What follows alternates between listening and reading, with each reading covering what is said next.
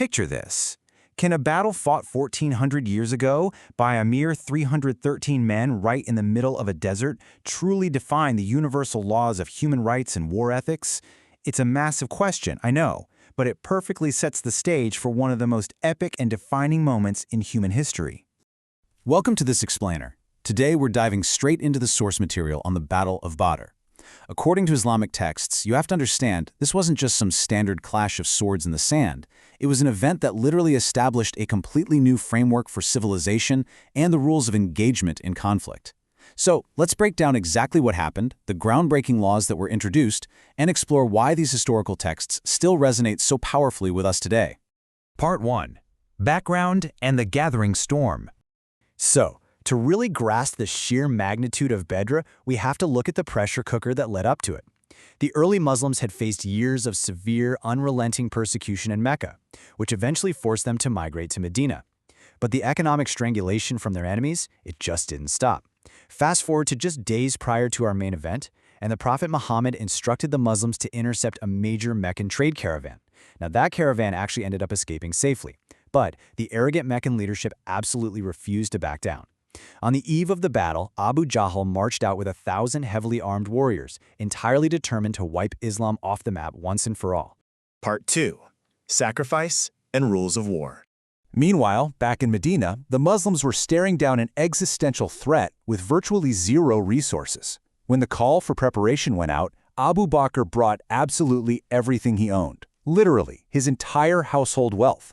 And when the Prophet asked him, "What have you left for your family?" Abu Bakr delivered this incredible, history-making reply. He said, "Allah and His Messenger are enough for them." It perfectly illustrates that this upcoming battle wasn't going to be built on military might, it was built on pure, unshakable faith. Now, before a single sword was even drawn, the texts highlight a massive paradigm shift. According to Surah Al-Hajj, fighting was now permitted, but strictly defensively. It was granted to those who were wronged and driven from their homes simply for saying, "Our Lord is Allah." This established a completely new, incredibly profound moral framework for conflict. And the practical application of that framework? It was incredibly strict. Derived directly from Surah Al-Baqarah and the Prophet's own commands, the army was ordered to protect women, children, and the elderly. They couldn't destroy places of worship or even harm green trees. Think about that. And crucially, there was to be absolutely no mutilation of enemy bodies, which, let's be honest, was a brutal and very common norm at the time. Even in the terrifying chaos of a battlefield, the highest standards of morality were completely mandated. Part 3. The decisive battle begins. Okay, the physical contrast between these two forces is just staggering. Abu Jahl's Quraysh army boasted 1,000 experienced, heavily armed warriors equipped with poisoned arrows, and the Muslim army? Just 313 men with incomplete weapons, exactly 2 horses and a few camels. Physically speaking, mathematically speaking, this was an impossible situation. According to ancient Arab custom, battles kicked off with what was called the Mubarzat, basically a one-on-one single combat. 3 of the Quraysh's most famous, terrifying warriors stepped forward: Utbah, his brother Shaiba, and his son Walid. In response, 3 incredible champions of Islam answered the call: Ubaidah, Ali, and Hamza. And the resolution was lightning fast. The 3 heavily favored Quraysh champions were decisively defeated. You can imagine the psychological blow that delivered to the 1,000-strong army. It was immense. As the full-scale, chaotic melee broke out across the battlefield, the Prophet Muhammad retreated to his tent, fell into prostration, and made an intensely desperate prayer.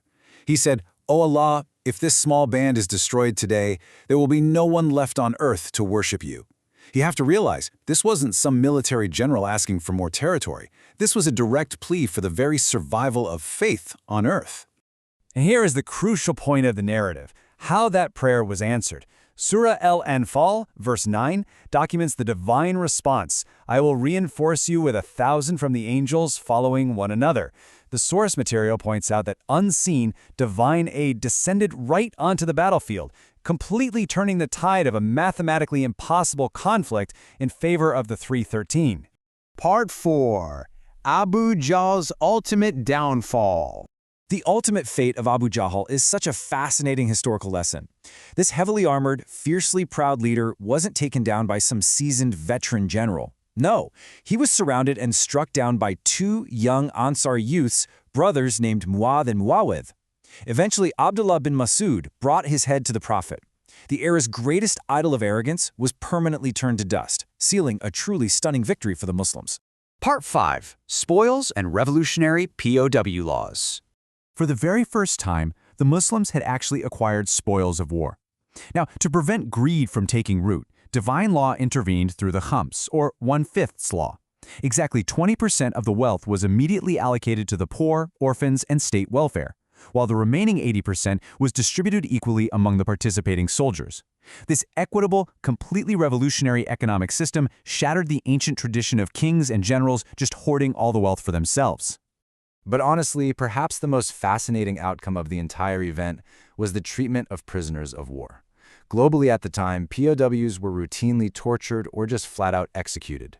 The Prophet mandated the exact opposite. You had companions walking so their prisoners could ride on the camels, and feeding them the best food they had. But the absolute genius was the ransom policy. Check this out. If a prisoner who couldn't afford a monetary ransom simply taught 10 children of Medina how to read and write, they earned their complete freedom. This stands as the first educational ransom in human history. Part 6. The Legacy and Conclusion. So to summarize what we've unpacked from our source material today, the legacy of Badr is essentially fourfold. First, it established that even in the absolute worst of times, during war, human rights and ethics are non-negotiable. Second, it proved that severe material disadvantage means nothing when it's paired with absolute faith.